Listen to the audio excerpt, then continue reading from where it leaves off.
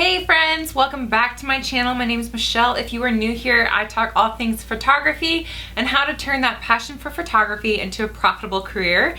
And I'm so excited you click on today's video because today I've got some tips on how to get that beautiful skin tone in your photographs. So let's get into it.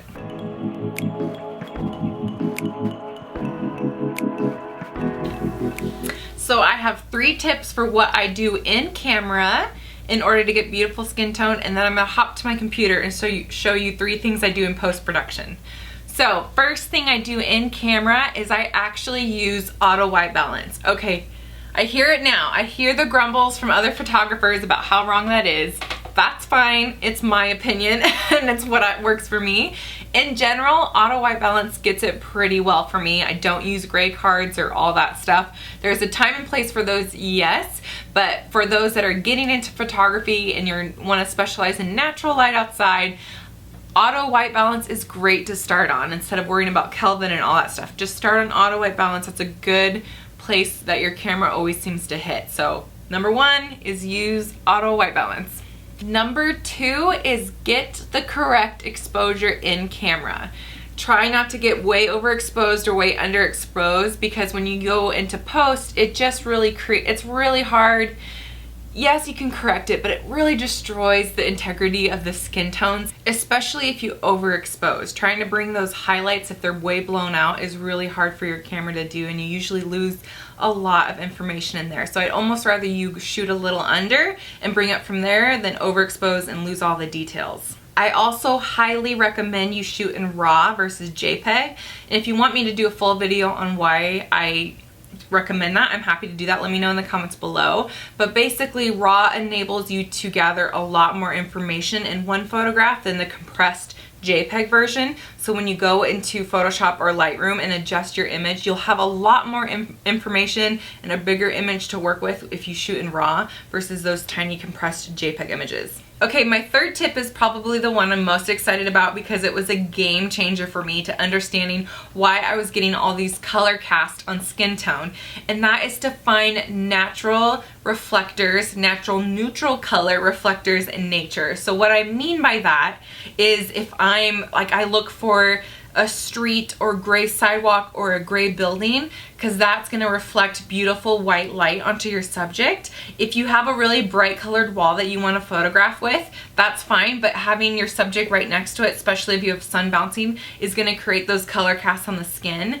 And the worst thing that's really hard to do is the green color cast from grass. So if you're in a park, I hate shooting in parks and stuff because the color of the grass bounces back into the shadows, and green is just such an icky and difficult color to get out of skin tone. So if I have to shoot in a park or an area with a lot of green, I try to find ground that's dirt or a ground that has a sidewalk, something, especially if you're doing wedding photography, find some kind of like neutral floor that can bounce neutral color back into their skin so you don't get these nasty color casts on their skin. That is really hard to edit out in post-production.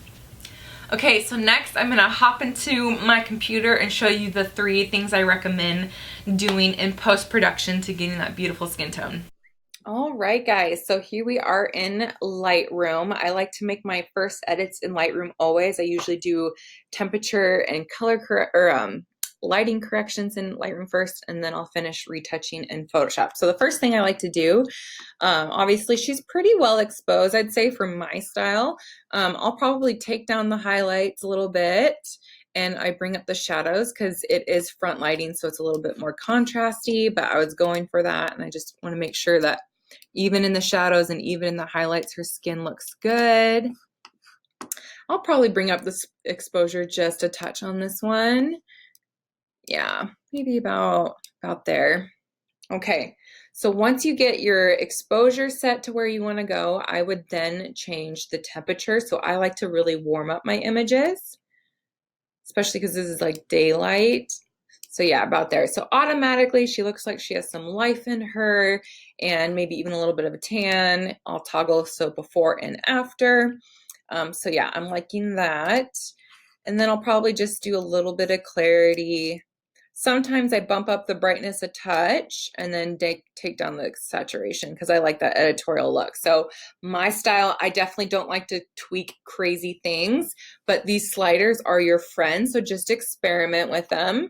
If you would like me to do a full Lightroom tutorial, I'm happy to do that. Just let me know. But yeah, it's pretty user-friendly, which I love Lightroom. So that's probably all I would do if we're just talking about skin tone. So I'm gonna do the second part in Photoshop. Technically you can do it in Lightroom, but for some reason I just love doing it in Photoshop more. So let me go into there first.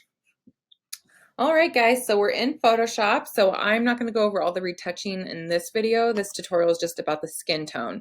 So the next thing I like to do is probably the part that I'm most excited about to share because it's changed my photo editing the most, and that is to edit the reds in an image. So like I mentioned before, I like that editorial look, and if you look, they're a little bit desaturated magazines and they don't have a ton of reds depending on the magazine, of course, but for like more fashion tutorials and stuff like that, I tend to like that look. So what I created an action for this to make my life easier, but I'm going to show you the manual way because it's super simple. So all I'm going to do is go make a new hue and saturation layer, excuse me. And then I'm going to go to my reds channel. And then from hue, I just go up like +4, not much, because I'm going to go towards the greener side. And then I'm also going to desaturate some of that red, like -4. So now looking at the image, I'm going to toggle back and forth because I don't think we realize how red our subject can get, especially in the sun, but I'll show you here. So without, with. So I just love this look. It looks a little bit more golden to me, a little bit more even, and especially because she is in direct sun, it is just better to get some of that reds out. So I hope that helps. It's super easy. Obviously, if that's too much, you can either take down the opacity or move the sliders. But that's one of my little tricks that I love to getting beautiful skin tone. So I hope you guys love this tutorial. Give it a thumbs up if you appreciated it and if you want to see more tutorials. And thank you again for watching this video. I hope it was helpful. And then until next time, guys, I'll see you on the next one. Bye.